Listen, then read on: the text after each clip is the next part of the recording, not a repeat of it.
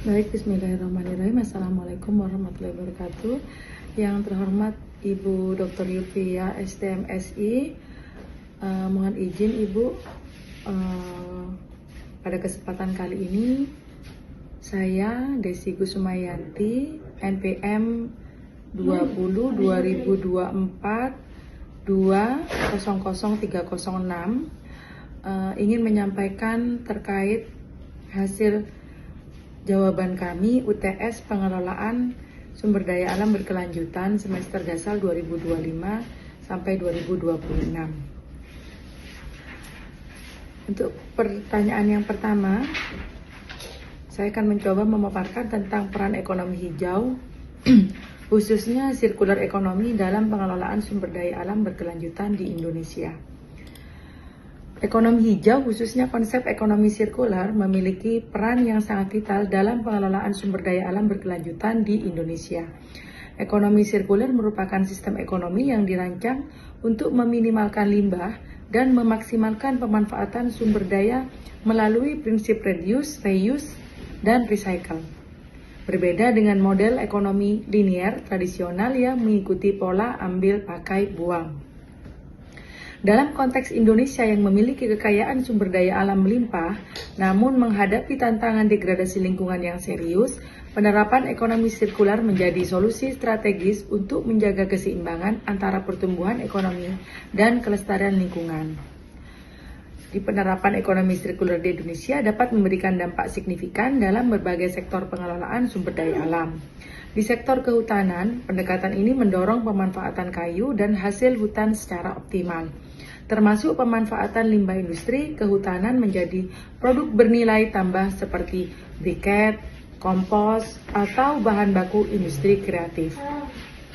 Dalam sektor pertanian, ekonomi sirkular memfasilitasi pengolahan limbah organik menjadi pupuk kompos atau biogas, sehingga dapat mengurangi ketergantungan pada pupuk kimia, sambil lalu bisa meningkatkan produktivitas tanah secara berkelanjutan. Sektor perikanan dan kelautan juga dapat menerapkan prinsip ini melalui pengolahan limbah ikan menjadi pakan ternak atau pupuk organik, serta pengelolaan sampah plastik laut yang mengancam ekosistem pesisir. Implementasi ekonomi sirkular di Indonesia juga berperan penting dalam mengatasi permasalahan sampah dan polusi yang semakin mengkhawatirkan. Indonesia sebagai salah satu penghasil sampah plastik terbesar di dunia membutuhkan transformasi sistematik dalam pengelolaan limbah. Melalui pendekatan ekonomi sirkular, sampah tidak lagi dipandang sebagai masalah, tetapi sebagai sumber daya yang dapat diolah kembali menjadi produk baru. Industri daur ulang plastik, pengomposan skala komunitas, dan bank sampah yang berkembang di berbagai daerah merupakan contoh nyata penerapan ekonomi sirkular yang tidak hanya mengurangi beban lingkungan, tetapi juga menciptakan lapangan kerja serta peluang ekonomi yang baru bagi masyarakat. Untuk mengoptimalkan peran ekonomi sirkular dalam pengelolaan sumber daya alam berkelanjutan, Indonesia memerlukan dukungan kebijakan yang komprehensif, infrastruktur yang memadai, serta perubahan mindset masyarakat, serta pelaku usaha pemerintah perlu memperkuat regulasi yang mendorong praktik produksi dan konsumsi berkelanjutan. Memberikan insentif bagi industri yang menerapkan prinsip ekonomi sirkular, serta meningkatkan kesadaran dan kapasitas masyarakat melalui edukasi dan pelatihan. Kolaborasi antara pemerintah, sektor swasta, akademisi, dan masyarakat sipil menjadi kunci keberhasilan transformasi menuju ekonomi sirkular yang pada akhirnya akan menjamin keberlanjutan sumber daya alam Indonesia untuk generasi mendatang. Demikian untuk paparan soal yang pertama. Selanjutnya, saya akan mencoba menyampaikan paparan tentang soal yang kedua, peran sosial media dalam pengelolaan sumber daya alam berkelanjutan di Indonesia. Media sosial memiliki peran yang semakin strategis dalam mendukung pengelolaan sumber daya alam berkelanjutan di Indonesia. Sebagai platform komunikasi digital yang telah menjangkau lebih dari 170 juta pengguna di Indonesia, media sosial menciptakan ruang publik baru untuk edukasi, advokasi, dan mobilisasi aksi lingkungan. Melalui berbagai platform seperti Instagram, Twitter, Facebook, TikTok, YouTube, serta informasi mengenai isu-isu lingkungan dapat disebarluaskan secara cepat dan masif. kepada berbagai kalangan masyarakat.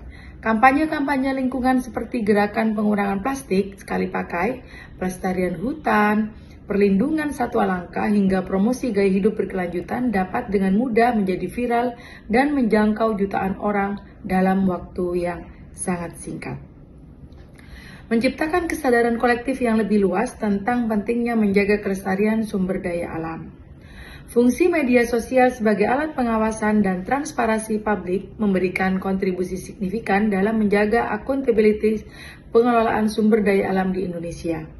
Masyarakat dapat menggunakan media sosial untuk melaporkan dan mendokumentasikan praktik-praktik merusak lingkungan seperti illegal logging, pembuangan limbah ilegal, pembakaran hutan, dan pencemaran sungai.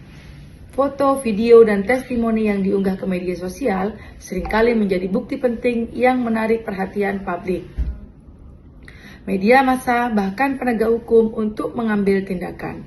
Beberapa kasus perusakan lingkungan yang sempat terabaikan akhirnya akan mendapatkan penanganan serius setelah menjadi viral di media sosial.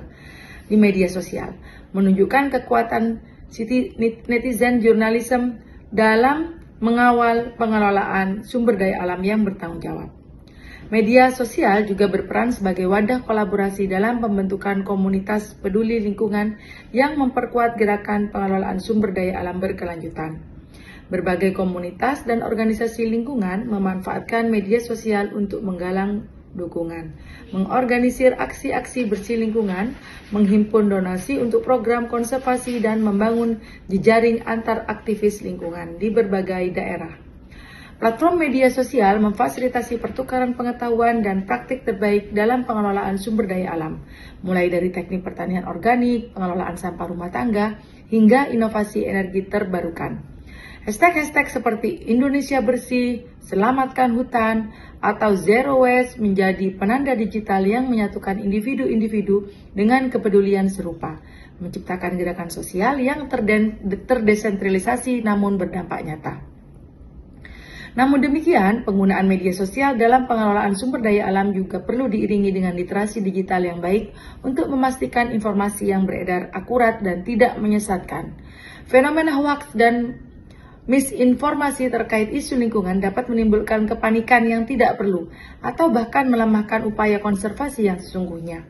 Oleh karena itu, penting bagi pemerintah, lembaga pendidikan, dan organisasi masyarakat sipil untuk terus meningkatkan kemampuan kritis masyarakat dalam menyaring informasi, memverifikasi sumber, dan menggunakan media sosial secara bertanggung jawab. Dengan pemanfaatan yang bijak dan terencana, media sosial dapat menjadi instrumen yang ampuh untuk mengubah perilaku masyarakat, memperkuat partisipasi publik, dan mendorong terciptanya tata kelola sumber daya alam yang berkelanjutan dan inklusif di Indonesia. Demikian paparan kami untuk soal UTS. Mohon koreksinya, Ibu Yulvia. Terima kasih banyak. Wassalamualaikum warahmatullahi wabarakatuh.